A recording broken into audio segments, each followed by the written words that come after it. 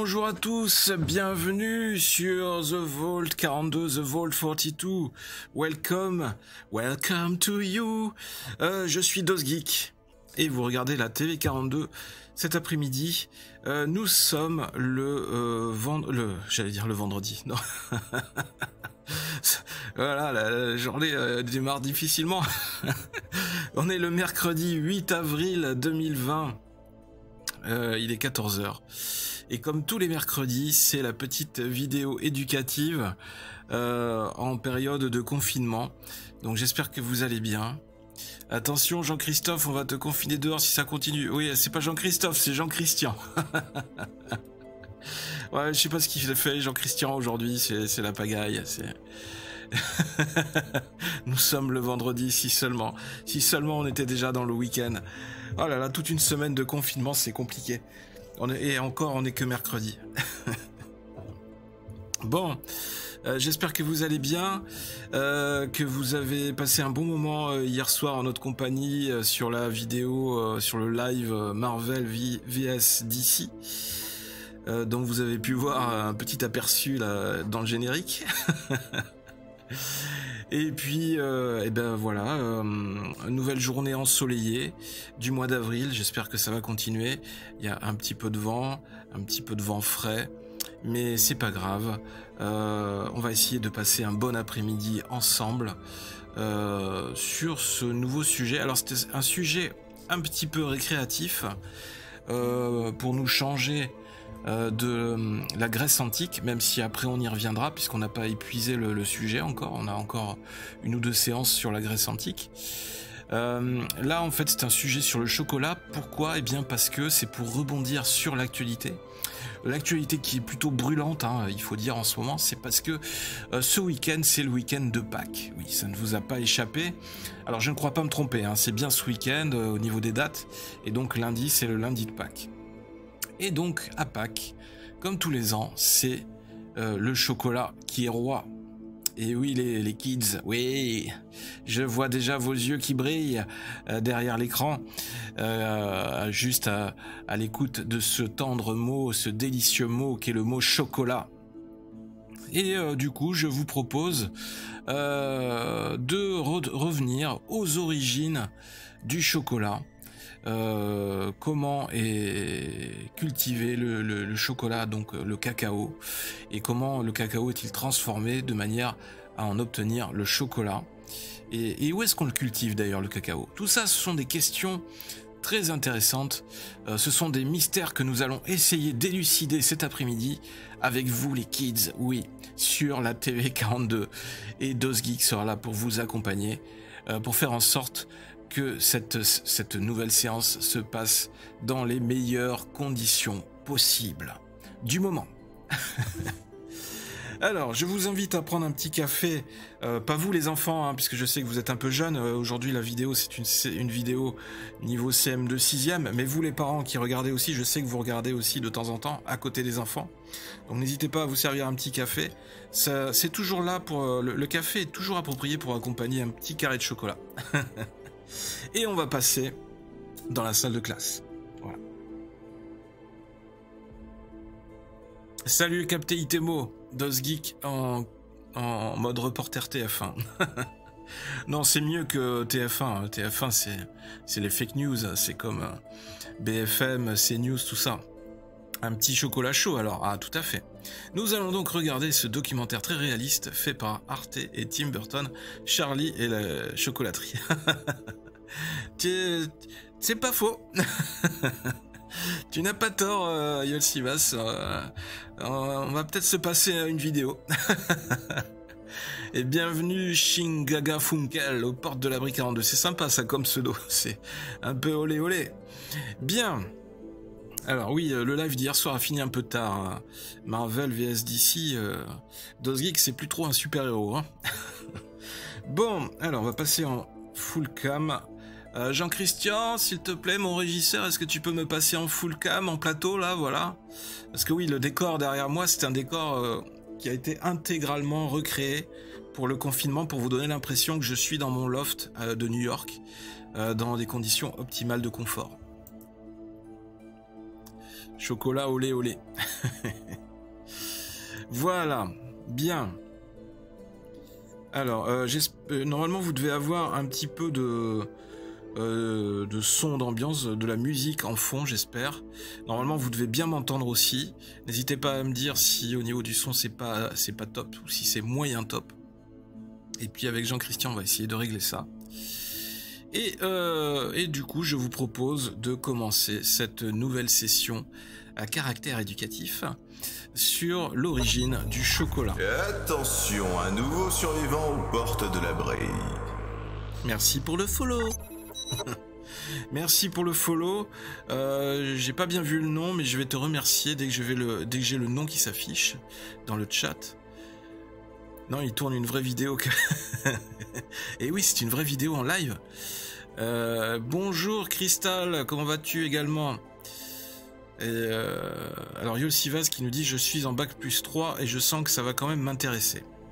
Ah ben oui, ça fait toujours du bien hein, de revoir ces classiques et de réapprendre, de revisiter tout le processus de création, de fabrication du chocolat. On le mange bien, mais souvent on oublie tout le chemin qu'il a parcouru pour venir jusque sur la table à côté de notre tasse de café. Joli ton loft, ouais. C'est moi qui fais le ménage tous les matins. Mais non, c'est Jean-Christian. C'est moi la nouvelle. Ah, c'est Norad 13. Bienvenue à toi sur la TV 42 et merci pour le follow. Bien, ne nous laissons pas distraire les enfants. Commençons le petit cours. Hop, voilà, on est prêt. Jean-Christian m'a tout préparé, c'est nickel. J'aime bien quand c'est comme ça, quand j'arrive sur le live, tout est prêt. Hop, j'ai plus qu'à me mettre les pieds dans mes chaussons, dans mes pantoufles. Hop. Je m'assois devant l'ordi, le clavier, hop, la souris est prête, le petit café est prêt, merci Jean-Christian. Et hop, je vais te demander maintenant Jean-Christian de nous basculer sur le cours d'aujourd'hui. Allez, c'est parti. Ah, c'est Amaox, Cristal est couché, d'accord. Bonjour à toi Amaox quand même. Jean-Christian, il faut le lutter pour qu'il ne souffre plus. Bien. L'origine du chocolat. Déjà ce fond d'écran m'intéresse. Déjà ça donne envie. Bien, alors on va masquer le chat. Voilà, c'est pas que je vous en veux, hein, mais ça peut gêner au niveau de la lisibilité des infos. Et puis on va passer sur la page 2. Allez, c'est parti. J'espère que vous êtes prêts. Toi-même, tu sais. J'espère que tu es prêt chez toi. Voilà. L'origine du chocolat, les amis. L'origine du chocolat. Eh bien, aux origines, il faut retourner au Mexique. C'est-à-dire, entre l'Amérique du Nord et l'Amérique du Sud, vous avez le Mexique. Au Mexique, les Aztèques ont été les premiers à s'intéresser aux fèves de cacaoyer. Oui, parce que le chocolat, avant de devenir le chocolat, c'est le cacao. Et le cacao pousse sur le cacaoyer, l'arbre à cacao. Bienvenue, Wemsu Wipso, porte de la Brie 42. J'adore quand vous avez des pseudos toujours aussi simples. N'hésitez pas à faire un petit coucou dans le chat quand vous venez d'arriver, il y a pas de souci, ça fait toujours plaisir de rencontrer des nouvelles personnes. Donc les Aztèques, eh bien déjà à leur époque, à peu près 2000 ans avant notre ère, qu'est-ce que je dis 2000 ans avant notre ère? Non, ça c'était les peuples, les ancêtres des Aztèques. Les Aztèques, c'était à partir du 14e au 15e siècle. Juste à l'époque où Christophe Colomb a découvert l'Amérique en 1492. Voilà. J'ai failli vous poser la question pour vérifier si vous vous souveniez de la date. Donc les Aztèques, au XVe siècle, faisaient griller les fèves de cacao. Ils les écrasaient et les mélangeaient au poivre, au piment, à la vanille et à l'eau. Et ça donnait une boisson, une sorte de breuvage, qui se servait lors des rituels importants, comme nourriture des dieux. Alors, à côté des Aztèques, il y avait aussi les Mayas. Les Mayas appelaient le cacaoyer l'arbre de vie.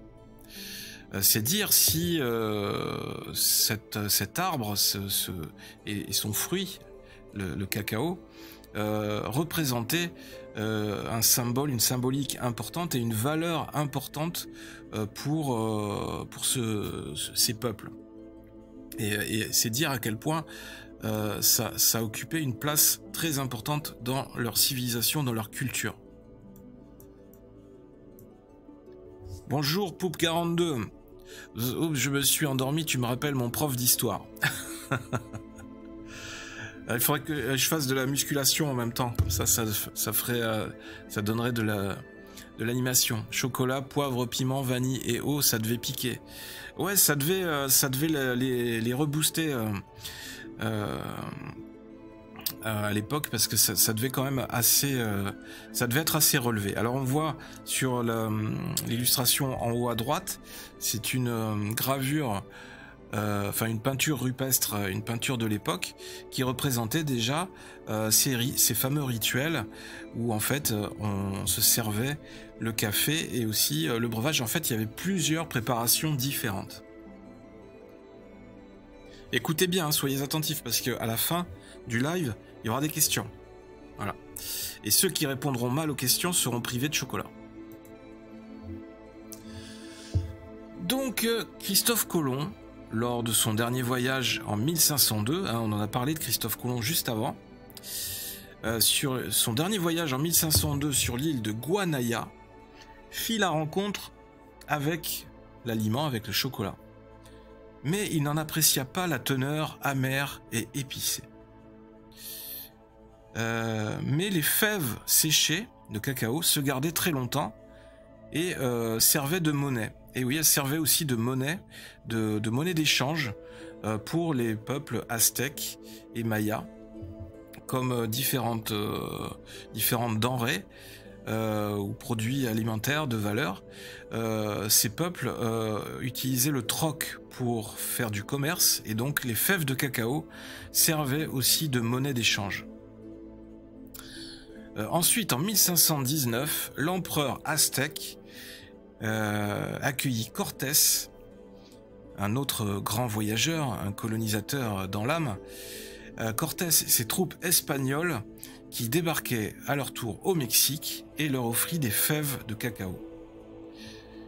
Donc Cortés rapporta donc un plein bateau de fèves en Espagne. Puis le chocolat arriva en Europe, où il était servi avec du sucre et du lait pour neutraliser cette amertume, ce goût très amer. On y a donc rajouté du sucre, du lait pour adoucir et pour donner un petit côté un peu plus sucré. Oui, ouais, c'est la réponse de Capté Itemo.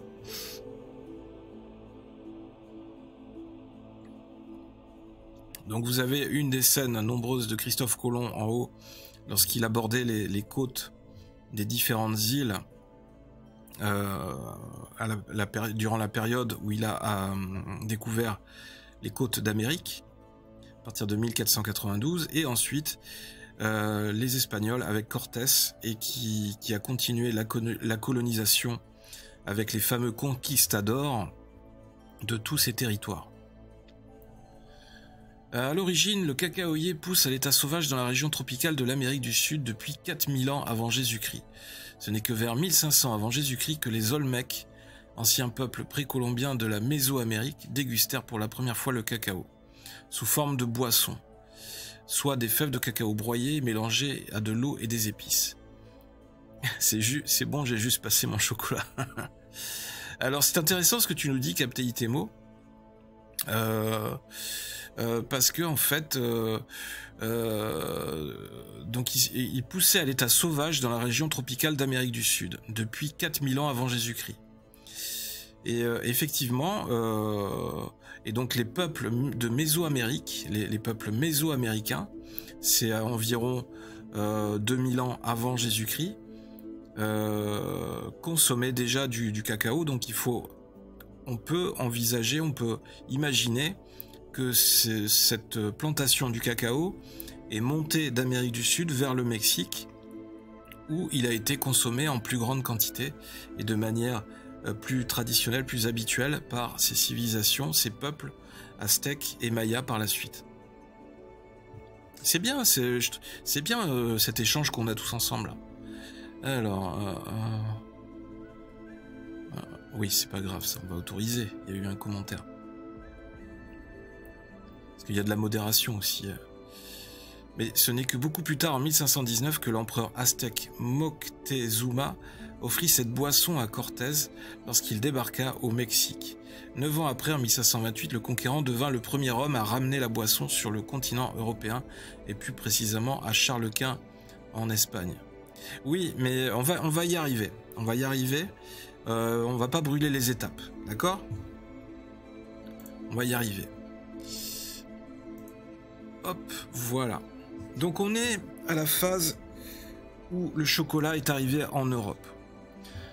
Donc en France, Louis XIV, le fameux roi Soleil, et son épouse, Marie-Thérèse d'Autriche, ont fait entrer le chocolat dans les habitudes de la cour du château de Versailles.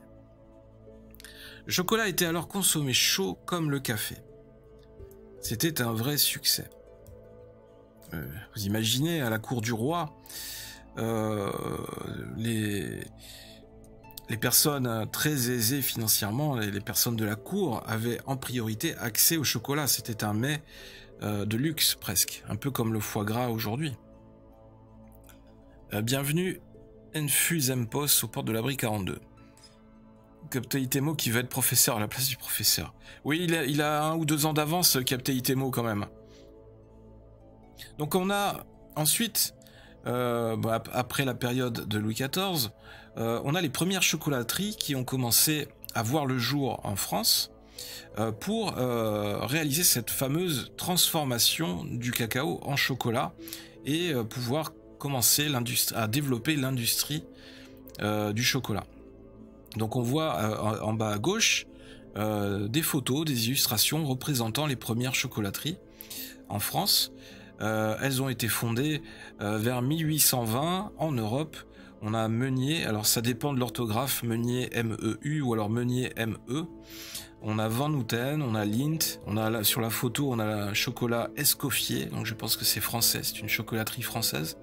Enfin voilà, on a tout un savoir-faire qui s'est développé en France autour de la fabrication du chocolat, autour de la transformation de ce fameux produit, de cette matière première qui était le cacao et qui était à l'origine, au départ, une sorte de denrée inestimable qui représentait quand même un produit très estimé.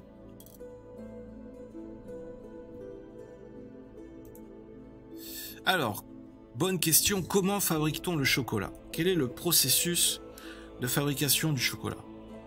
Donc au départ, on a, sur l'image d'en haut, on a les fameuses fèves de cacao. Je crois que c'est la cabosse de cacao, je voudrais pas me tromper. Donc, oui, c'est ça, c'est la cabosse de cacao. La première étape consiste à cueillir la cabosse de cacao. C'est le fruit du cacaoyer. Donc voilà, c'est une sorte de coque. Et on essaye de l'ouvrir et à l'intérieur on a ces fameuses fèves blanches de cacao. Puis on en extrait les graines, ces graines blanches, qui sont assez... il y a une sorte de film blanc assez gélatineux tout autour pour protéger la graine.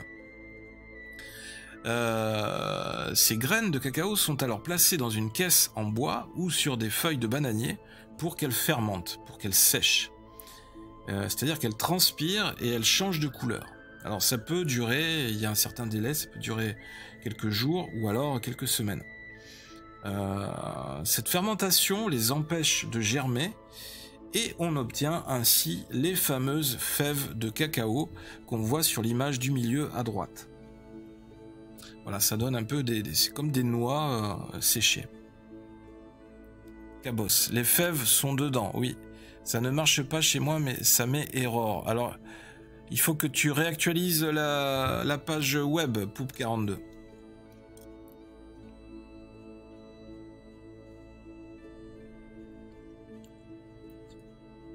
Donc, ces graines sont ensuite séchées au soleil, puis conservées dans des sacs.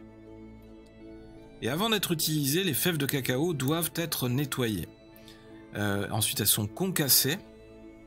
Donc, on sépare le grain de la coque, puis torréfiées, c'est-à-dire qu'elles sont grillées dans un four pour en faire ressortir toute l'amertume. Elles sont ensuite broyées jusqu'à ce qu'on obtienne une pâte de cacao. Vous allez voir les images par la suite. La pâte de cacao est souvent blanche.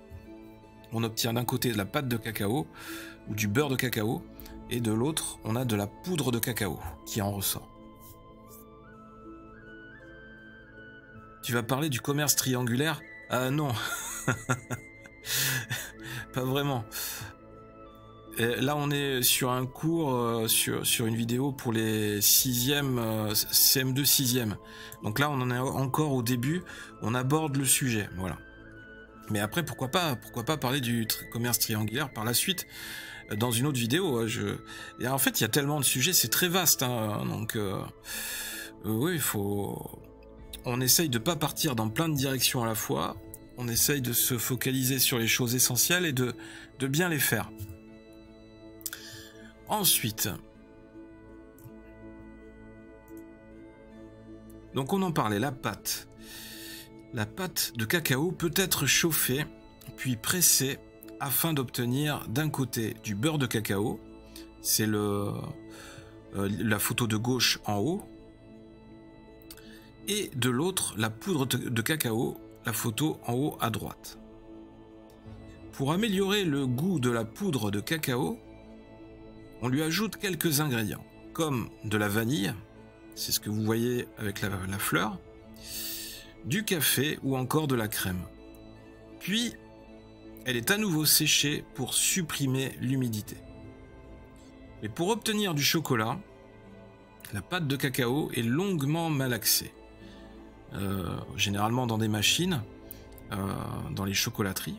On lui ajoute divers ingrédients comme du beurre de cacao, du sucre, du lait en poudre. Tout dépend de la recette que vous employez, tout dépend du savoir-faire du chocolatier, tout dépend de l'origine du cacao. En fait, il y a plein de recettes différentes, plein de préparations différentes. C'est un peu comme le café, hein. Il y a différentes espèces, différentes variétés de chocolat, avec à chaque fois un goût différent et une préparation différente. Bah, les esclaves, ils sont gentils, c'est grâce à eux qu'on a du chocolat. Tu as tout à fait raison, Captain Itebo, mais l'esclavage, même encore aujourd'hui, on a des esclaves, hein. Je dirais même nous, les streamers, on est aussi des esclaves à notre manière de l'industrie du numérique, puisque les conditions de rémunération pourraient être discutables. Voilà, après j'admets que ce n'est pas du tout le même type d'esclavage qu'à l'époque du commerce triangulaire, mais non, l'esclavage n'est pas mort. Eh oui, malheureusement. Bonjour professeur, bonjour Roger Rabat, et bienvenue à Affinero des Dristes, aux portes de l'abri 42. Alors, où et comment cultive-t-on le cacao? Alors, le cacaoyer se développe dans les pays chauds et humides. Comme nous disait d'ailleurs Captain Itemo tout à l'heure. Le cacaoyer, c'est difficile à dire. Il se développe dans des climats tropicaux et équatoriaux qui lui conviennent le mieux. Il y a besoin de chaleur et d'humidité. C'est un arbre fragile qui a besoin de beaucoup d'attention car il craint le grand soleil et le vent. Alors on plante les jeunes pousses dans une pépinière à l'ombre et 4 ou 8 mois plus tard, les petits arbres sont replantés sous de grands arbres comme les bananiers, dont les larges feuilles servent d'ombrelle et de paravent. Alors, la personne qui est au milieu en train d'ouvrir une cabosse de cacao, je vous rassure, ce n'est pas Jean-Christian. Non, ça doit être un employé, ou entre guillemets, un esclave de l'industrie du chocolat, comme aimerait dire Captain Itemo. Je rappelle aussi qu'il y a dans toute l'industrie du chocolat et aussi d'autres denrées telles que le chocolat, il y a aussi le commerce équitable, c'est-à-dire que c'est un label qui a été créé, qui est affiché sur de nombreux produits qui viennent d'autres pays, et notamment de ces pays d'Équateur et des pays tropicaux. En général, les produits qui sont labellisés commerce équitable, ça signifie qu'ils ont été produits dans des conditions qui respectent la vie et les conditions de travail des personnes qui œuvrent sur cette chaîne de production, de manière à s'assurer que ces personnes touchent un salaire décent, que tout le monde puisse vivre sur cette chaîne de fabrication de ce produit, que ce soit le chocolat ou autre. Donc c'est important. C'est un moyen aussi de lutter contre l'esclavage moderne et le fait qu'il y ait des personnes qui soient sous-exploitées ou qui soient exploitées dans le monde pour produire à très bas coût des produits qui sont ensuite envoyés en Europe pour notre consommation. Commerce équitable est un système d'échange dont l'objectif est de parvenir à une meilleure égalité que dans le commerce conventionnel. Sa démarche consiste à utiliser le commerce comme un levier de développement et de réduction des inégalités, en veillant à la juste rétribution des producteurs. Tout à fait, voilà. Ben merci Captain Itemo qui est mon assistant aujourd'hui. En veillant à cette perspective économique s'ajoutent des préoccupations éthiques, sociales et environnementales qui ne font pas toujours l'unanimité, ne nécessitant pas l'intermédiaire des États. Et oui, ne faisant pas toujours l'unanimité, c'est-à-dire qu'il y a quand même des contrôles pour savoir si toutes ces normes sont appliquées. Il y en a qui jouent le jeu, et après il y en a aussi qui ne jouent pas forcément le jeu, qui récupèrent les aides ou les subventions qui correspondent à ce dispositif, mais qui après par derrière ne mettent pas en application, ou alors mettre juste en application quand le contrôle arrive. Mais après, bon, je vous apprends rien, hein, c'est dans la nature humaine, il y a à la fois du bon et du mauvais, comme disait un certain philosophe, l'homme, partout où il va, emmène le paradis et l'enfer avec lui. Voilà. Je veux bien, je me fais chier. Mais t'es pas obligé de regarder la vidéo si tu te fais chier, Captain Itemo. Et bienvenue, users hyper aux portes de l'abri 42. User hyper, je sais pas. Ok. Ah, alors voilà, donc on est arrivé au bout de notre petit cours sur le chocolat. Donc ce que je vous propose maintenant, c'est qu'on regarde quelques petits liens vidéo que je vous ai préparés, qui sont assez complets et qui vont permettre comment dire, d'avoir un aperçu des contours de tout ce concept, tout ce sujet du chocolat. Voilà. Ça va permettre de réviser tout ce qu'on a vu assez rapidement. Alors, on va mettre la première vidéo. Toc. Ouais, c'est ça. On va couper la musique. Hop. On va faire ça.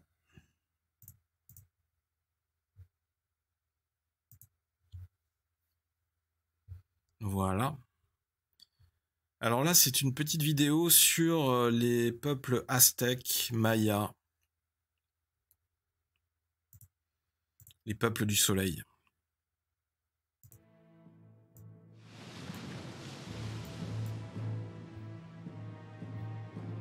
Au XVe siècle, les Européens découvrent l'Amérique.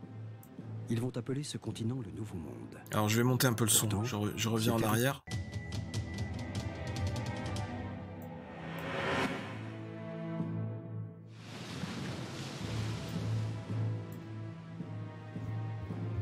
Au XVe siècle, les Européens découvrent l'Amérique. Ils vont appeler ce continent le Nouveau Monde.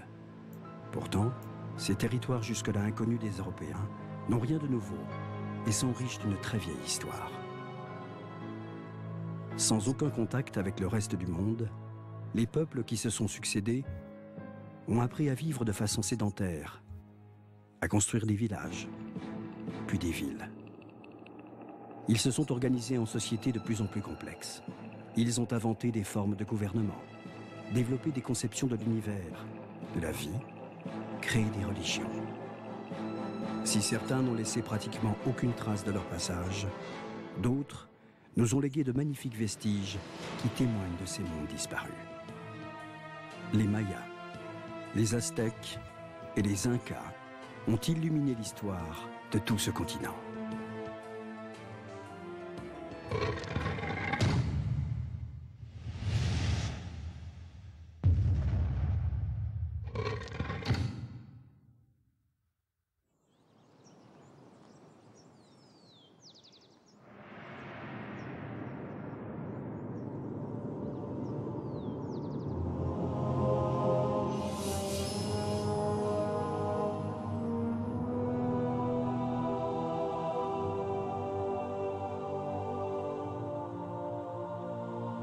Après la découverte, le mythe des cités d'or attire au XVIe siècle la convoitise des conquistadors espagnols qui voient en Amérique l'Eldorado pour tenter fortune.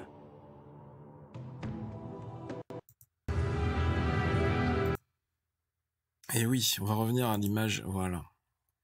Les fameux conquistadors qui sont arrivés.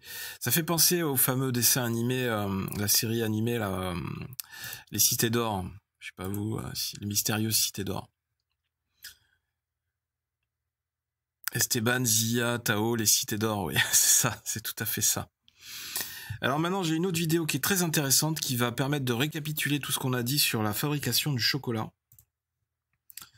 Et c'est une vidéo qui a été réalisée par une chocolaterie, donc un grand merci à eux, c'est la chocolaterie Alex Olivier, parce que du coup, ils ont fait un super boulot de vulgarisation.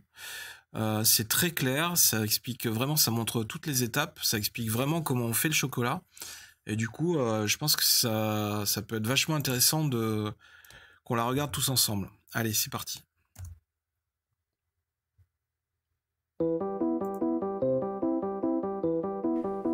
Ça veut bien se mettre. Manger du chocolat, ce n'est pas seulement un plaisir, c'est voyager à travers le monde. En Côte d'Ivoire, en Indonésie, au Mexique, Brésil, Haïti, partout où le cacao est cultivé. Et ce qu'on imagine moins, c'est que derrière chaque bouchée, il y a toute une chaîne de savoir-faire. Du cultivateur attentif au chocolatier minutieux, chaque maillon est essentiel. C'est ce que nous allons découvrir ensemble.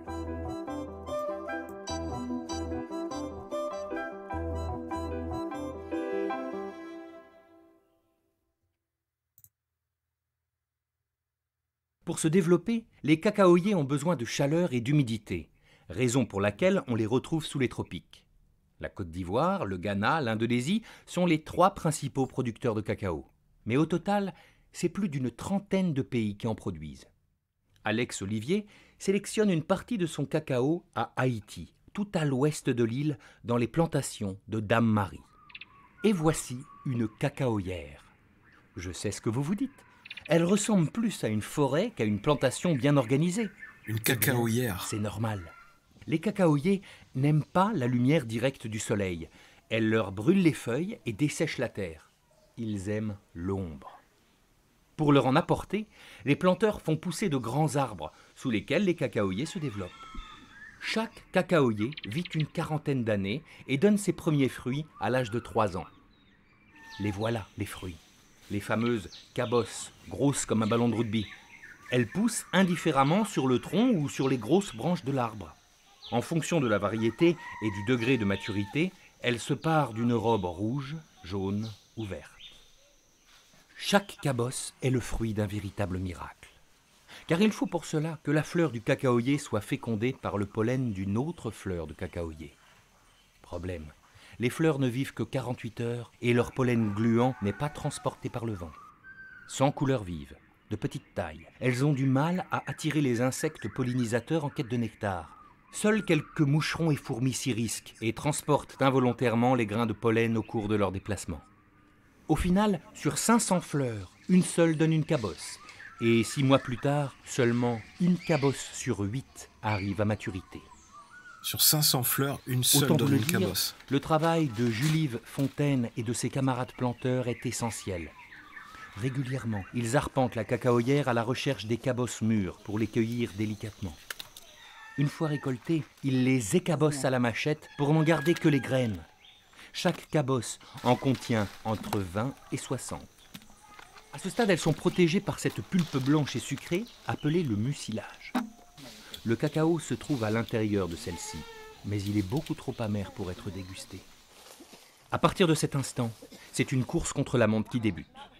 Pour éviter de pourrir, les graines doivent rapidement être transportées à la coopérative pour y être fermentées dans ces grandes cuves en bois. On est exactement au centre de fermentation. C'est là qu'on traite les fèves et César Spencer. C'est notre responsable en fermentation. La fermentation, oui, c'est un le loto, processus chimique chocolat. naturel Ah, durant oui. lequel les Un peu, fèves oui. se débarrassent de leur pulpe et surtout commencent à développer leurs arômes. Pour obtenir un bon cacao, cette étape doit être parfaitement contrôlée et maîtrisée. La température doit rester constante aux alentours de 45 degrés et les fèves doivent être régulièrement brassées pour assurer une bonne homogénéité. Je me demande Et si les on fèves sent passent, déjà le... 2 jours. Et là-haut, dans la première boîte. Après, les fèves descendent dans la deuxième boîte. 2 jours. Et 2 jours dans la troisième boîte. Alors, et changer de boîte, c'est pour mêler, pour bien mêler et pour bien mixer et les fèves, afin que tous les fèves soient bien traités, soient bien fermentés.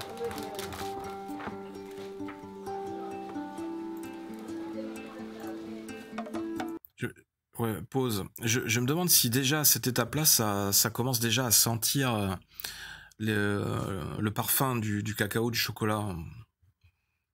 En tout cas, voilà, ça commence à ressembler à des graines de cacao. Donc, vous avez vu, c'est très intéressant, tout ce processus. Après, effectivement, on reste dans des pays qui sont... au niveau de vie qui sont vraiment avec un niveau de vie très bas. On fabrique, on produit avec les moyens du bord. C'est pas du tout le même niveau de vie qu'on a en Europe.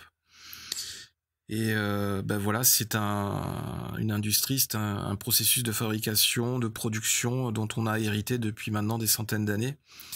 Et en espérant que tout ça, petit à petit, ça va s'améliorer, que les conditions de travail et les conditions de vie de tous ces producteurs locaux vont petit à petit s'améliorer. Si seulement on arrivait à harmoniser le niveau de qualité de vie entre tous les pays, entre tous les continents, ce serait le rêve, ce serait l'idéal, effectivement. C'est intéressant parce que cette question du chocolat, de la fabrication du chocolat et notamment des denrées alimentaires, et des produits un peu exotiques comme ça soulève des questions en termes des questions sociales, des questions sociétales et des questions sur le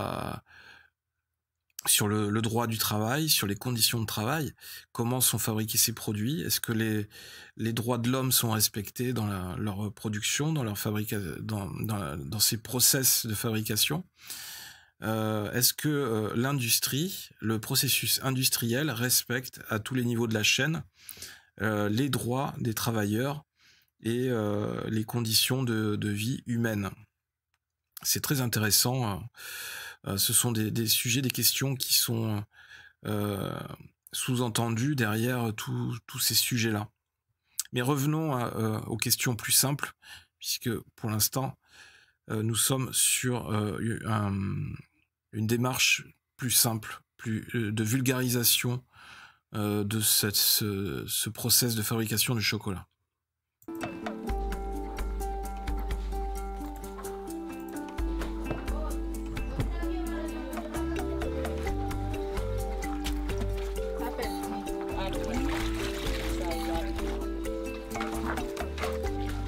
Au 5e ou 6e jour, on stoppe la fermentation.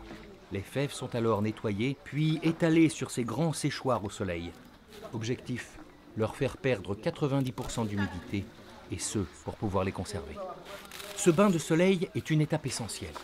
Il ne doit être ni trop lent pour éviter le développement des moisissures, ni trop rapide pour éviter un taux d'acidité élevé dans les fèves. En fonction des conditions météorologiques, il dure entre 1 et 2 semaines. 1 à 2 semaines à veiller au grain. Ah, la Bretagne. Manrique. Car ici, la pluie peut arriver sans prévenir. À Dame-Marie, pendant la saison des pluies, les séchoirs sont installés sous ces bâches imperméables pour protéger la précieuse récolte. Ah, donc ils les mettent sous serre. Une fois le taux d'humidité inférieur à 8%, ce qu'on contrôle grâce à cet appareil, les fèves sont stockées dans ces sacs en toile de jute, prêtes à être transportées en Europe.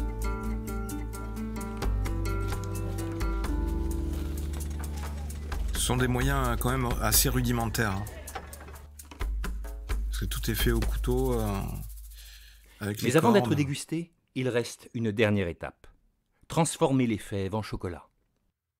Pour cela, Il n'y a que les le fèves sont thermomètre d'abord qui est connecté. torréfiées, c'est-à-dire grillées dans un grand four entre 100 et 140 degrés et pendant 20 à 30 minutes, tout dépend de la variété des fèves et des parfums que l'on souhaite obtenir. C'est Bye, durant cette Captain étape très Temo. précise que les arômes du cacao se développent. Les fèves sont ensuite concassées puis broyées jusqu'à obtenir une pâte liquide appelée masse de cacao. Elle a l'aspect du chocolat, l'odeur du chocolat, mais ce n'est pas encore du chocolat. Un peu de patience, on y arrive. Une partie de cette masse de cacao va être pressée pour extraire d'un côté de l'huile qui, une fois agglomérée, donnera du beurre de cacao et de la poudre de cacao utilisée pour les boissons chocolatées. Voilà. L'autre partie de la masse de cacao va servir à fabriquer du chocolat. Enfin, on y arrive. Il faut pour cela y ajouter du sucre et du beurre de cacao. On obtient alors du chocolat noir. Pour le chocolat au lait, c'est simple, il suffit de rajouter un peu de poudre de lait. Le chocolat blanc, lui, n'est pas vraiment un chocolat, car il ne contient pas de masse de cacao. Il est obtenu à partir de sucre, de lait et de beurre de cacao. Mais revenons au chocolat. Le mélange est malaxé à 80 degrés jusqu'à obtenir une pâte très homogène. Cette opération, qu'on appelle conchage, peut durer de 12 à 48 heures. Elle permet au chocolat d'acquérir toute sa finesse et son onctuosité. On obtient à la fin du chocolat dit de couverture. Il est désormais prêt à être utilisé par les chocolatiers pour leur création. Voilà. Merci la chocolaterie Alex Olivier pour cette explication très claire et précise de la fabrication du chocolat. Comment on fabrique le chocolat? Je pense que vous avez vu, c'est assez clair. J'aimerais qu'on revienne sur l'étape dans le four, où en fait c'est la torréfaction, où on fait griller les graines de cacao. Voilà, et en fait il expliquait qu'il y avait différentes températures et différentes durées de cuisson en fonction des variétés de graines de cacao et du degré d'amertume recherché. Et après, donc, ces graines sont concassées. C'est très bien expliqué. Franchement, bravo, chapeau. Pour une fois, c'est très bien. Bien, revenons sur notre fameux cours. Voilà. On va faire ça.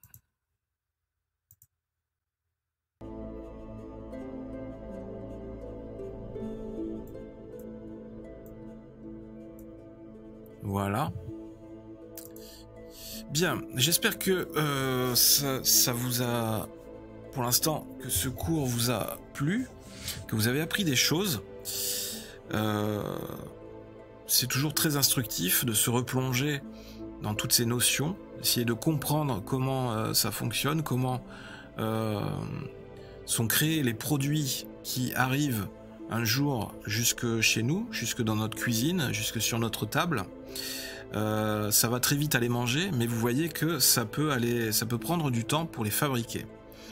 Et d'autant plus quand ce sont des produits comme là, le chocolat, comme le cacao, qui ne sont pas forcément des produits en abondance. On a bien vu que une fleur sur 500 va produire une cabosse de cacao. Donc c'est quand même... là j'ai appris quelque chose, personnellement. ça montre que voilà, la nature n'est pas... la nature elle-même se limite. C'est quasiment un produit presque de luxe, hein, le cacao. On n'a pas du cacao à volonté. C'est un peu la loterie quand des cabosses de cacao fleurissent, poussent sur le cacaoyer. Puis une fève sur 6 va arriver à maturité, exactement, Yolsivas. Yolsivas, il a tout compris, il a tout suivi. Ça, c'est nickel. Bien, alors maintenant, je vous propose un petit questionnaire pour vérifier qu'on a bien tout enregistré et pour valider tout ce qu'on a vu. On va s'amuser à répondre à quelques petites questions que je vous ai préparées. Et puis on va continuer à apprendre des choses. C'est ça qui est cool, qui est intéressant sur ce genre de sujet. Allez, comme ça on sera moins... on se sentira moins coupable ce week-end quand on mangera du chocolat. Pendant le week-end de Pâques. On pourra étaler sa science au repas de famille de confinement. Allez, c'est parti pour la première question. Donc on en a parlé au tout début. Quel peuple a été le premier à consommer du cacao? Est-ce qu'il s'agit des Grecs, des Aztèques, des Espagnols ou des Chinois? Même si aujourd'hui tout le monde en mange, à l'époque tout le monde n'en mangeait pas. Il y a toujours un premier quelque part qui est le premier à manger de ci ou de ça, ou à faire ci ou à faire ça. On peut répondre nous aussi, mais bien sûr Yolsivas, tu peux répondre.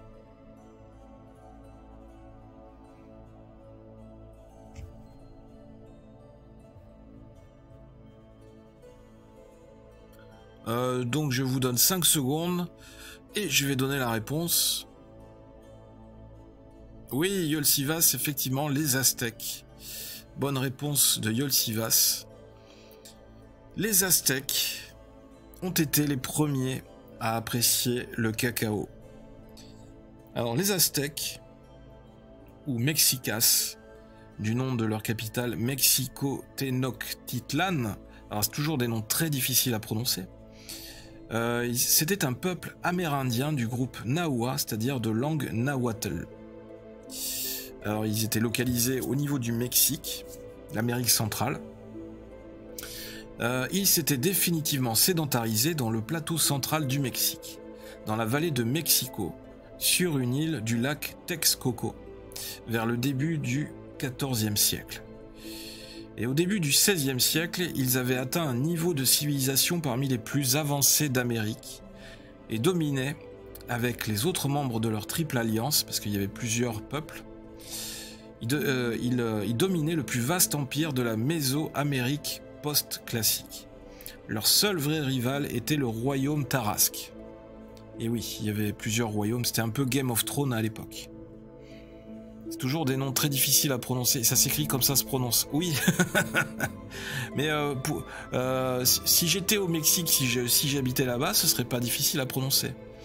Mais étant donné que je vis en France, que je suis un bon petit français, avec mon accent franchouillard, j'ai du mal à prononcer dès qu'il y a plusieurs consonnes qui se suivent. Tenochtitlan. Je vous mets au défi de vous enregistrer en vidéo à prononcer ces noms. Et attendez, vous n'avez pas vu les noms des chefs aztèques ou des chefs mayas, des dieux aussi. L'arrivée en 1519 des conquistadors, avec notamment Cortés, menée par Hernán Cortés, c'est là la fin de leur règne. Et donc, plus particulièrement le 13 août 1521, les Espagnols, aidés par un grand nombre d'alliés autochtones, c'est-à-dire des Indiens des Indiens locaux, mais qui ont été enrôlés, qui ont été recrutés par les conquistadors, finirent par remporter le siège de Tenochtitlan et par capturer le dernier dirigeant aztèque, Cuauhtémoc. La civilisation aztèque a alors progressivement disparu à la faveur des colons européens. J'arrive à prononcer Quetzalcoatl, c'est un bon début. Alors Quetzalcoatl, oui, pour le coup, celui-là, c'est le plus connu, donc même moi, tu vois, j'arrive à le prononcer.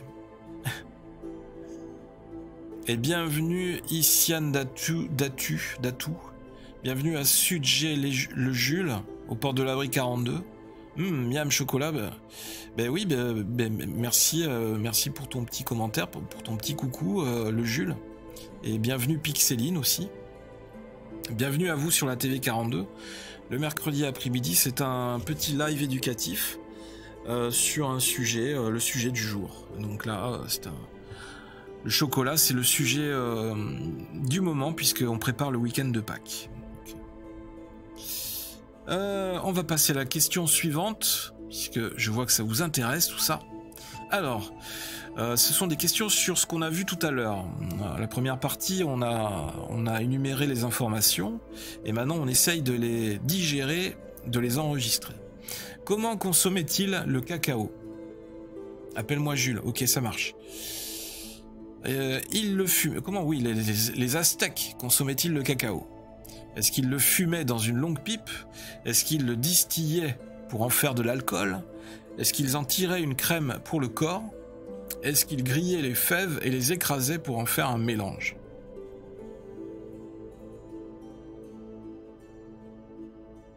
Vous avez 4 heures. J'espère que vos téléphones portables sont éteints. Et que vous avez pris vos calculatrices basiques, pas les calculatrices programmables.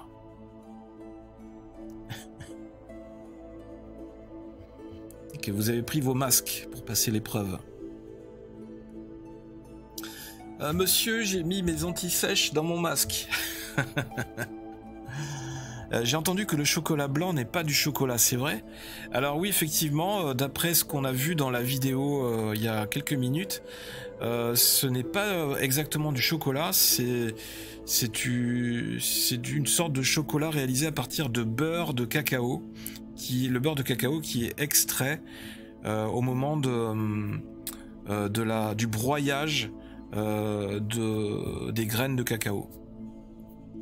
Donc au moment du broyage, on a d'un côté une pâte de cacao qui va donner le beurre de cacao qui est très jaune, blanche jaune, et d'un autre côté on va en extraire aussi de la poudre de cacao, qui va là pour le coup faire du chocolat, la poudre est marron.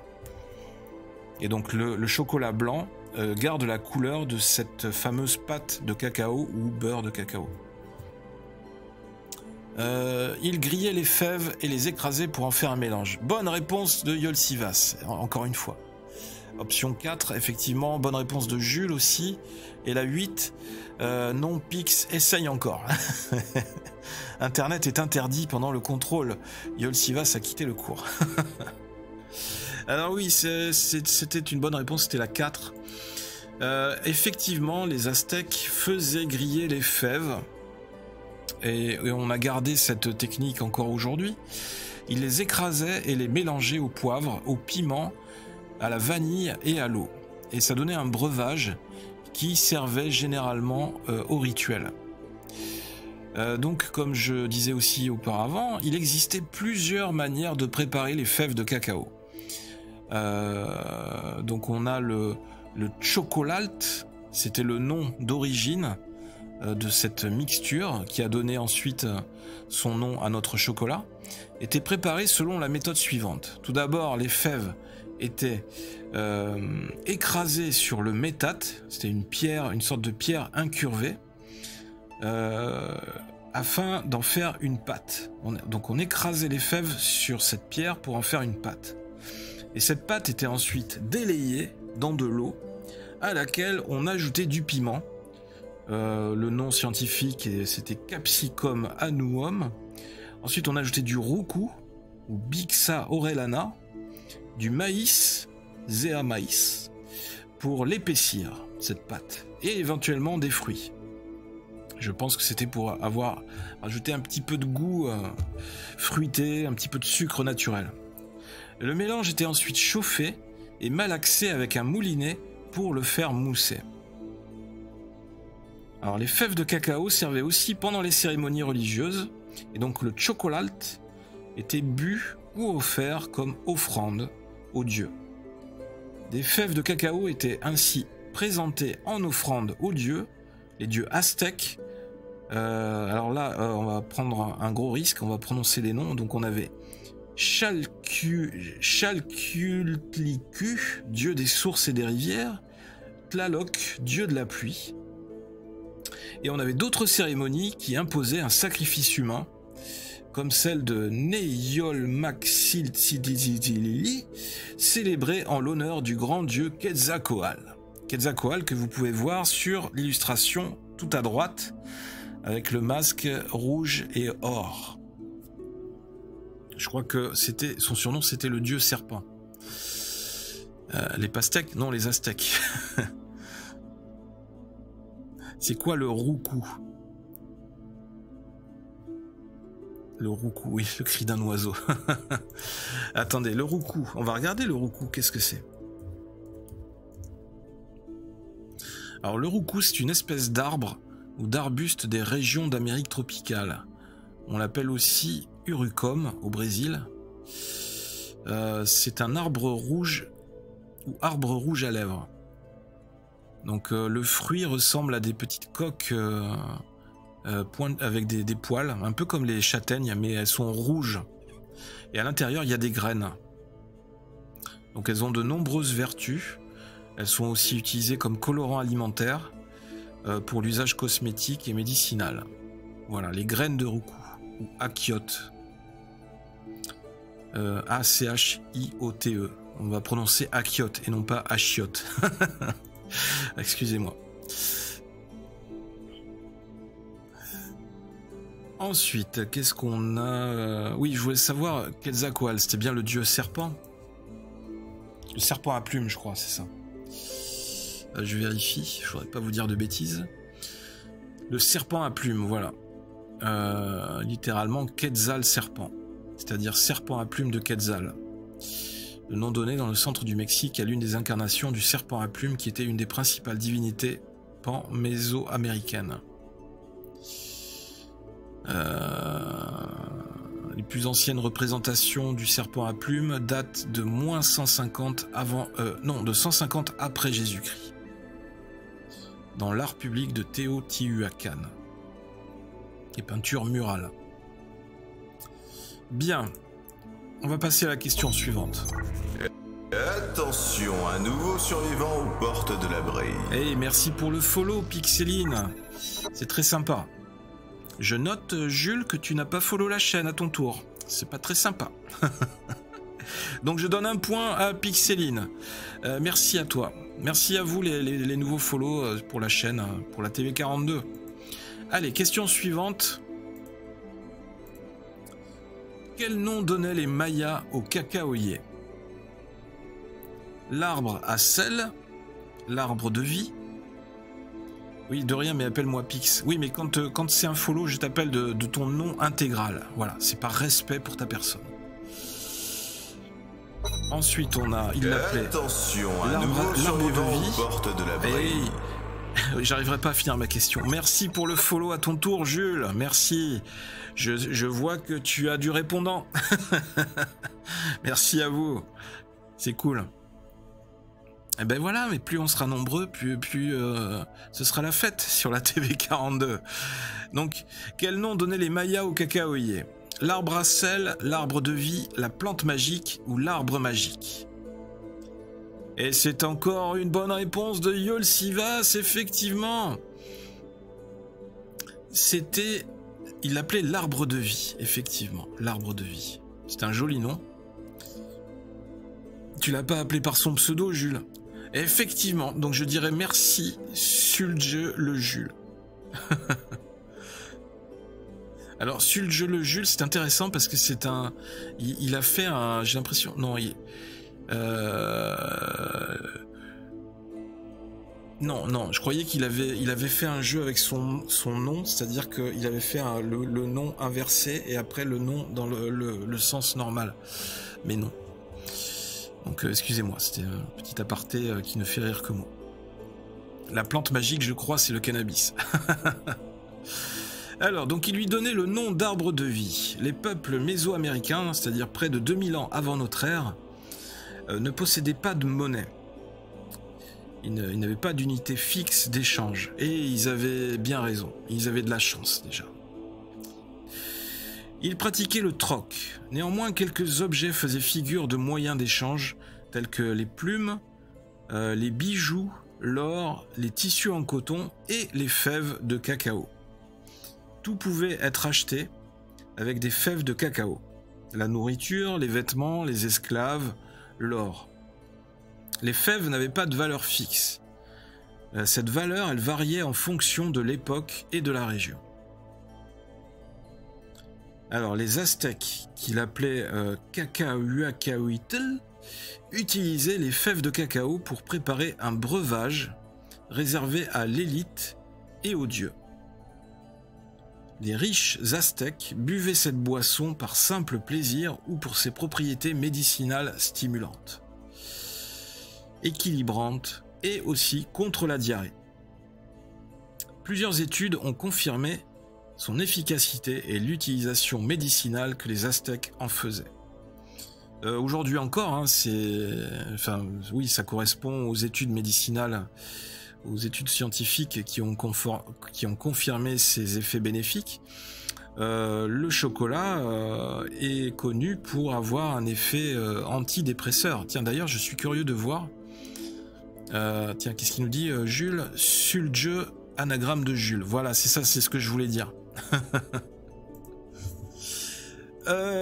Donc, les effets bénéfiques du chocolat. Tiens.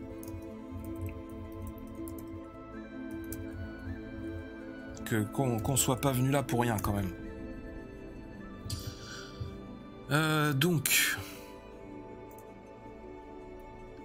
Le chocolat diminuerait le risque de maladies cardiovasculaires et d'accidents vasculaires cérébraux. Donc ça diminuerait les AVC. Le cacao comporte également des flavonoïdes, un antioxydant très efficace qui a un effet anti-inflammatoire bénéfique sur la santé. Est-ce que le chocolat peut empêcher de dormir ? Une nouvelle étude prouve que les aliments riches en magnésium, comme le chocolat noir, favorisent l'endormissement. Ah, tu vois, ça c'est pour toi, Black Devil. Toi qui as du mal, qui a des insomnies en ce moment, tu devrais manger du chocolat noir. Ça t'aiderait pour t'endormir la nuit. Donc au coucher, c'est toujours la même histoire. Vous avez beau compter les moutons, lire un livre ou éteindre tous les écrans, vous n'arrivez pas à dormir. Mangez du chocolat noir. Moi, mon préféré, c'est le chocolat noir à 90%. Ouais, j'aime quand c'est du pur. Ouais. Et vous, qu'est-ce que vous préférez? Chocolat noir, chocolat au lait? Qu'est-ce que... Vous êtes quoi? Tiens, on va faire un sondage. Allez. Ouais, je suis un fou. On va faire... Toc.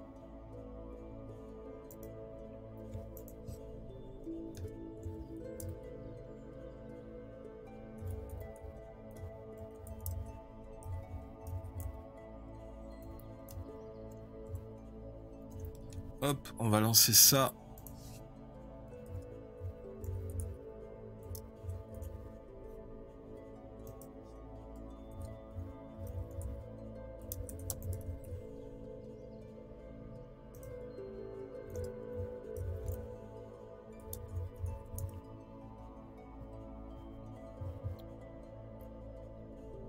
Allez, on va mettre 3 minutes pour le sondage. Hop, c'est parti. Voilà. Alors, le sondage est en ligne. Il s'affiche normalement en haut du chat. Vous êtes quel chocolat? Jules qui nous dit, moi c'est chocolat, le Gyanduja, je crois que ça s'appelle. Yolsivas qui aime bien le chocolat blanc avant, mais maintenant je ne supporte plus trop car trop sucré. Je préfère le chocolat au lait car moins amer que le chocolat noir. Alors moi j'aime bien quand c'est amer.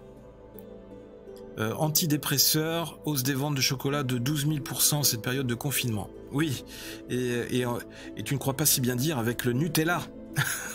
Alors le Nutella c'est encore différent, hein. C'est pas vraiment du chocolat, c'est à base de noisettes.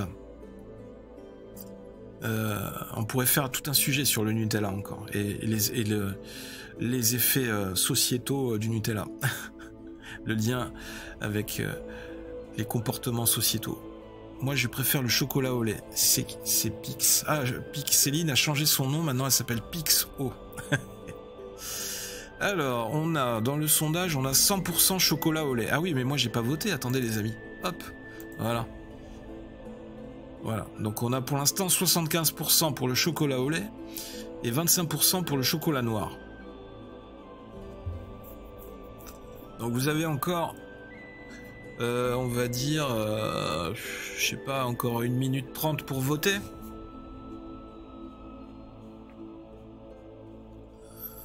Après, effectivement, le chocolat noir plus pur possède plus d'effets bénéfiques et moins de sucre aussi. Effectivement, c'est aussi pour ça que j'aime pas quand c'est trop sucré. Attendez, je reviens sur les effets bénéfiques.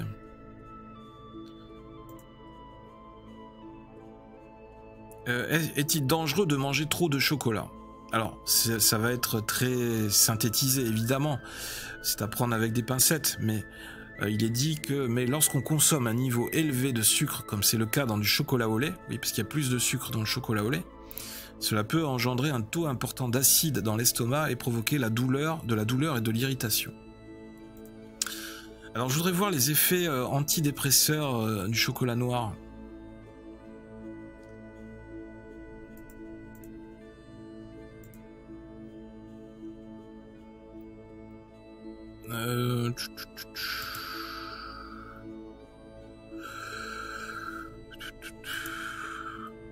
Pendant que vous votez. Donc la circulation sanguine, tout ça, on l'a vu. Ça marche. Les bienfaits sur le moral, voilà. Comme c'est une excellente source de magnésium, il permet de combattre la fatigue, le stress et l'anxiété. Il contient aussi des tryptophanes, ce sont des acides aminés, nos amis scientifiques dans le chat pourront le confirmer, qui se transforment et transmettent de la sérotonine à l'organisme. La sérotonine est un neurotransmetteur qui joue un rôle essentiel sur l'humeur puisqu'elle permet d'apporter une sensation d'apaisement et de bien-être, ce qui amène souvent à penser que le chocolat est un antidépresseur. D'accord. Le simple fait de déguster du chocolat apporte réconfort et satisfaction, puisque cela favoriserait aussi la sécrétion d'endorphines, l'hormone du bonheur. Je confirme, je confirme. Et c'est sans doute pour ça que les Aztèques et les Mayas l'appelaient l'arbre de vie, hein, ça leur donnait un peu de bonheur. C'était un peu une des drogues de l'époque, je pense. Bien, nous avons les résultats du sondage. Les résultats sont tombés à Cognac G. Vous me donnez faim. D'ailleurs, il existe une dose létale de chocolat. Ah, je suis curieux de le savoir. Si tu as des infos par rapport à ça, Yolsivas, je serais curieux.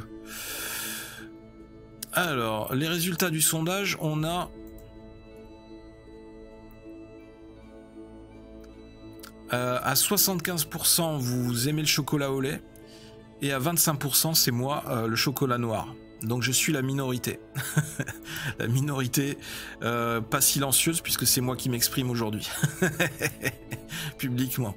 En tout cas, merci d'avoir participé au vote. Ça permet de savoir, de vous cerner un peu plus, bande de petits filous.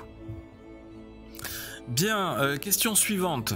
C'est très intéressant tout ça, les amis. Alors, Yolsivas qui nous dit 1000 mg par kilo serait la dose létale de chocolat de ce que j'ai vu vite fait sur internet. Ah ouais. Donc ça veut dire que au-delà de cette dose, tu peux mourir en mangeant du chocolat. Ça fait quand même beaucoup, hein. Je pense plutôt au lait, mais gris c'est bien. Ah oui, la 3. Alors comment le cacao est-il arrivé en Europe ? En surf des mers, grâce au vent, grâce aux explorateurs ou en avion. Et Pix nous dit grâce aux explorateurs. C'est une bonne réponse, effectivement. Alors que vous pouvez voir ces très jolis, très beaux aristocrates français qui dégustent une tasse de chocolat chaud avec quelques petits morceaux de chocolat dans ce qui semble être une sorte de salon de thé. Oui, c'est la définition de létal, oui. Prochain film, Lethal Weapon avec Mel Gibson. La menace, cette fois-ci, est le chocolat. Donc, effectivement, le chocolat est arrivé en Europe le cacao est arrivé en Europe grâce au voyage des grands explorateurs comme Christophe Colomb ou des conquistadors comme Cortés. Donc en 1519, l'Espagnol Hernán Cortés débarque à l'est du Mexique et les Aztèques voient en lui le dieu Quetzalcoatl et vont lui offrir une plantation de cacaoyers. Alors c'est toujours parce qu'en fait il avait la barbe et il y a des études aussi qui montrent que les Espagnols et les Portugais n'ont pas été les premiers à découvrir les Amériques, mais bien avant eux, certains explorateurs vikings ont abordé ces côtes. Et les vikings avaient aussi la particularité d'être affublés d'une barbe. Et ce qui aurait inspiré les indigènes qui voyaient là aussi en ces personnages, ces étrangers, ces mystérieux étrangers, une représentation du dieu Quetzalcoatl. Donc ils voyaient en Cortés le dieu Quetzalcoatl et ils vont lui offrir une plantation de cacaoyers. Hernán Cortés et ses hommes n'apprécient guère la boisson amère à base de cacao. Alors pour adoucir le chocoatl, ils vont y ajouter du sucre, de la crème et de la vanille. Et ainsi le chocolaté va alors devenir la boisson favorite des colons. Et donc dès 1527, Cortés rapporte les précieuses fèves en Espagne et le cacao connaît son véritable essor à partir de 1585 et va se répandre telle une traînée de poudre dans toute l'Europe, pire que le coronavirus. Merde, je pensais que Cortés était portugais. Non, ça c'était la dernière Coupe du Monde. Je vais aller me chercher un truc à manger. Eh oui, c'est vrai que là, pour le coup, c'est un live qui donne faim, hein, qui donne envie de manger un carré de chocolat. Je suis d'accord.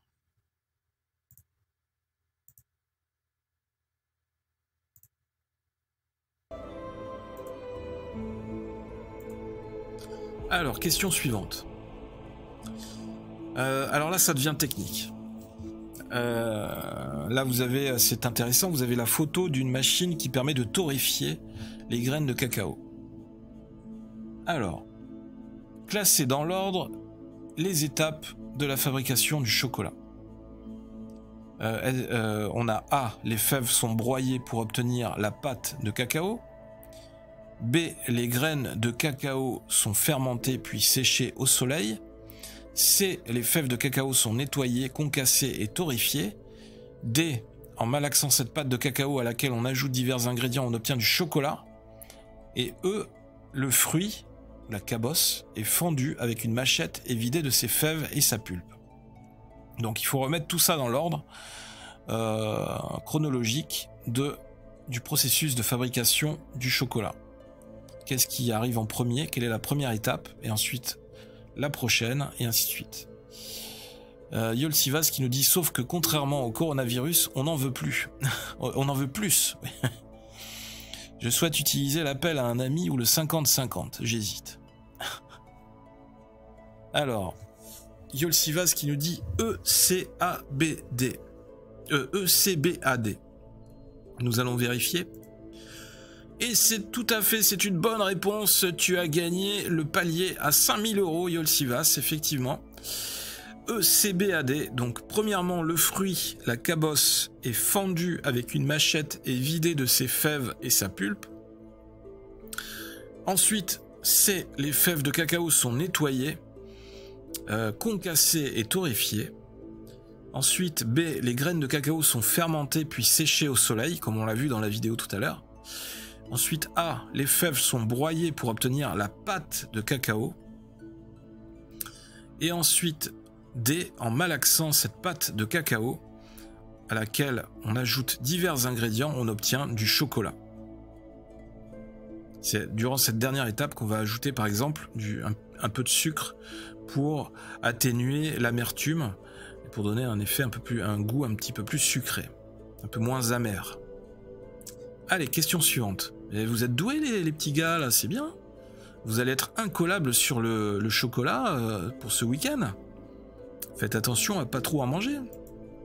Alors, que signifie le terme torréfié? Est-ce que ça veut dire griller, bronzer, fermenter ou déguster?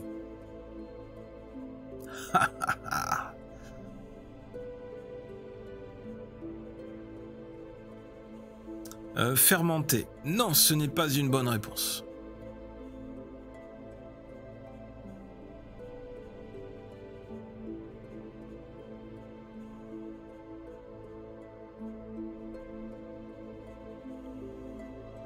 Donc il nous reste griller, bronzer ou déguster. À votre avis?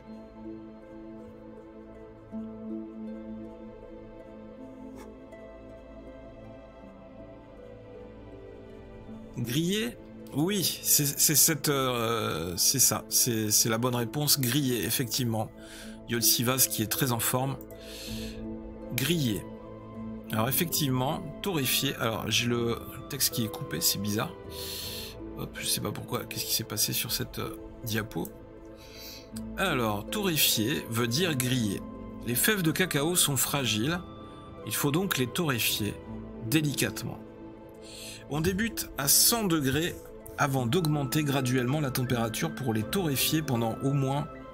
Ah. Et là, le mot est coupé. Attendez, je vais vous dire. Je vais vous dire à quelle température, pendant combien de temps. Toc, on va faire ça. J'ai fait tomber la maillot.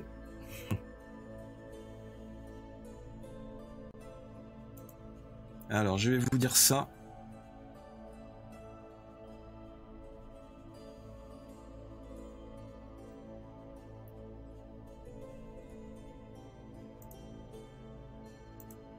Ah ouais, c'est bizarre. Alors en fait, voilà. On débute à 100 degrés avant d'augmenter graduellement la température pour les torréfier pendant au moins 20 minutes. Et enfin, on retire les fèves de leur coquille. C'est une jolie photo, hein? Ça donne envie encore une fois. Ça donne très envie. Allez, question suivante. Quel climat convient le mieux au cacaoyer? L'arbre de vie. Climat continental, climat équatorial, climat tropical ou Rome? Alors ça, c'est une réponse. Il y a eu encore une erreur. Il y a une coquille de Jean-Christian qui est passée par là. Qu'est-ce que tu m'as fait, Jean-Christian? Rome, ça veut dire quoi là? C'est un climat, Rome? Tu veux dire le climat méditerranéen? C'est quoi cette histoire? Tu fais les questions et les réponses maintenant à 50%? T'es à 50% de tes capacités? Comment veux-tu qu'après je fasse des lives auprès des enfants de manière sérieuse? Ah. Donc tropical. Non. Si, oui, c'est une bonne réponse, tropical. Enfin, c'est une bonne réponse à 50%. Alors vous voyez sur la carte, vous pouvez voir les pays qui produisent, les pays producteurs de chocolat, de cacao, pardon, avec la consommation, le volume de consommation avec les plaquettes et les petites étoiles, en fait, ça correspond aux pays producteurs. Donc vous pouvez voir que ces pays producteurs sont essentiellement concentrés sur une zone équatoriale et tropicale. Donc ça correspond à une des réponses que vous aviez données. Effectivement, le meilleur climat est équatorial et tropical. Il leur faut, au cacaoyer, il leur faut de la chaleur et de l'humidité pour pouvoir pousser, et il faut qu'ils soient bien dans une zone ombragée, souvent à l'ombre des palmiers.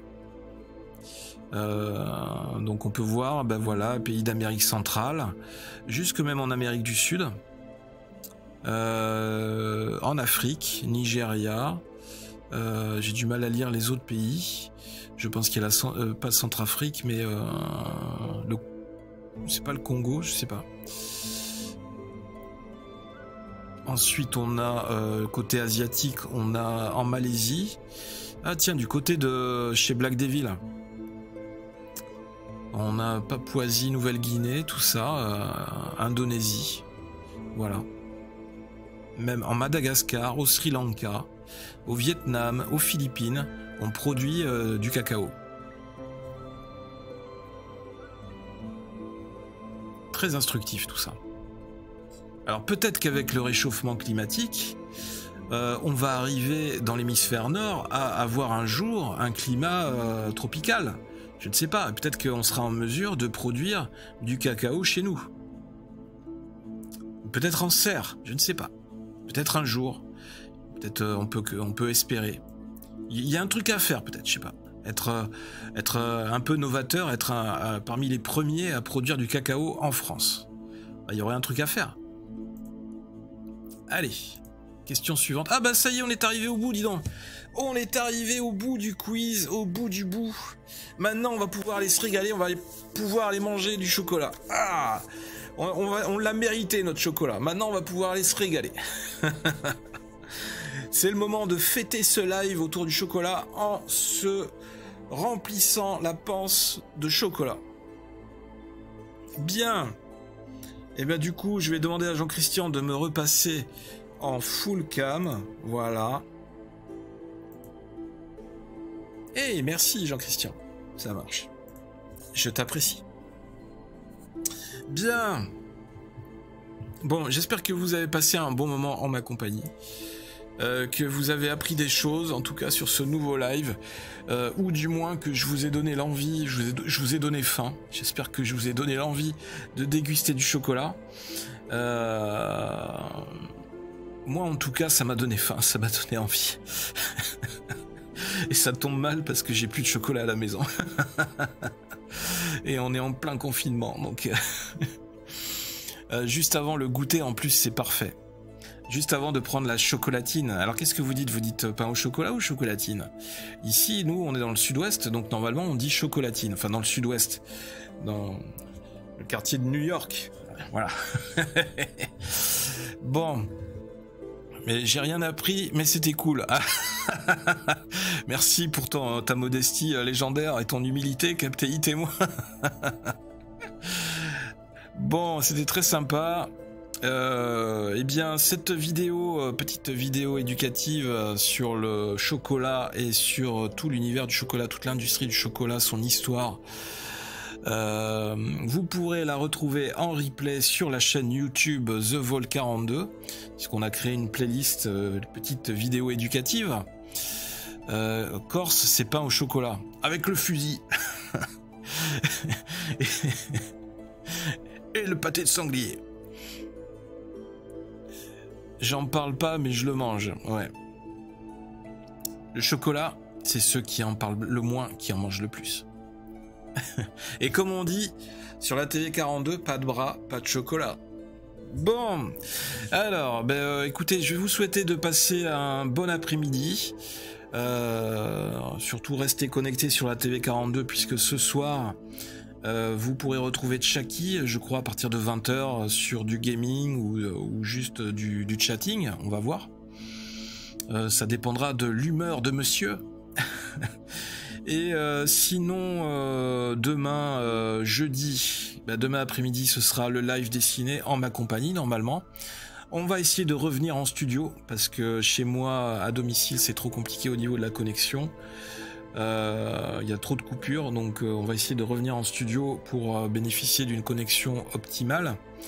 Et normalement, le soir, après le live dessiné, vous retrouverez Koala pour un nouveau live endiablé, tout en féminité et en fragilité et en sensibilité.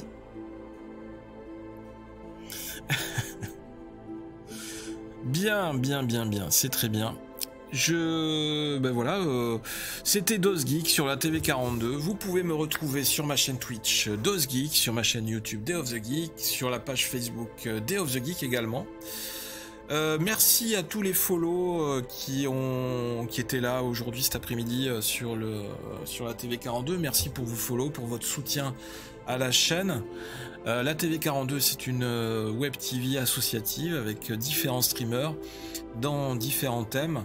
La TV42, c'est la web TV de la culture geek et du jeu vidéo, avec des diffusions quotidiennes, normalement. On fait avec nos moyens, comme on peut. On essaye de vous proposer du contenu intéressant, avec enfin, un minimum qualitatif et varié. Et c'était aussi le but de ce genre de vidéo du mercredi, ce genre de vidéo éducative, pour essayer d'accompagner nos petites têtes blondes pendant la période de confinement qui est un peu compliquée en termes d'enseignement à distance. Donc c'est un peu notre contribution au sein de la TV42 à tous ces dispositifs d'enseignement à distance qui sont parfois un peu limités par internet ou par les contraintes techniques, hein, voilà. On va faire une overdose de douceur avec le chocolat aujourd'hui et cola après. Si tu arrives à me trouver sur Insta, je t'offre du chocolat. Ok, mais tu t'appelles c'est Capté Itemo sur Instagram ou c'est un autre nom? Bon, allez. Je vois que Jean-Christian est pressé, il est en train de faire son sac. Ah, c'est pas possible, hein, c'est comme à l'école.